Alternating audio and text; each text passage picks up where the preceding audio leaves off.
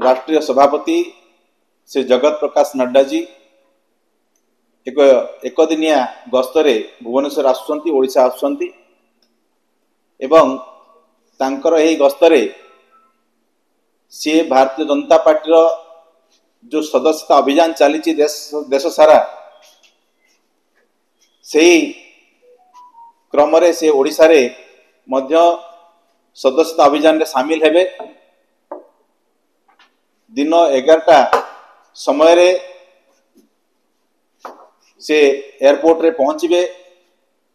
तापरे एजी छकठारे श्री भीमराव अंबेडकर जो प्रतिमूर्ति अच्छी प्रतिमूर्ति को माल्यार्पण करी एठी पार्टी ऑफिस सामने न्यू मैरियन रे गोटे प्रमुख व्यक्ति मानकर सहित तांकर गोटे सदस्यता अभियान पाई विशेष आलोचनार कार्यक्रम रखा जायछि।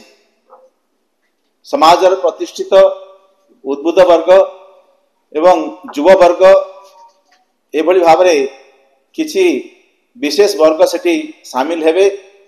तांको सहित प्राय 1 घंटा समय से सदस्यता अभियान संबंध रे बितेबे। ता परवर्ती समय रे पार्टी ऑफिस ठारे आमर विधायक सांसद एवं मंत्री मानक सहित तांकर एक आलोचनार कार्यक्रम रही। ए कार्यक्रम आलोचना सरला परे से दिन अपराह्न बाहुड़ी जवार कार्यक्रम मध्य रही। यही कार्यक्रम अत्यंत गुरुत्वपूर्ण। आमर राष्ट्रीय सभापति आसी ओडिशा रे सदस्यता अभियान रे सामिल हवा एवं आम समस्त को कार्यकर्ता मान को उत्साहित करने पाई निजे ए सदस्यता अभियान रे सामिल हवा आम पाई गोटे खुशीर खबर। प्रत्येकटी भारतीय जनता पार्टी कार्यकर्ता पाई गोटे खुशीर खबर एवं आगामी दिन रे आमे जो विशाल लक्ष्य नहीं कि चलीचु एवं ये सदस्यता माध्यम रे भारतीय जनता पार्टी संगठन प्रत्येक स्तर रे सुदृढ़ हेबो।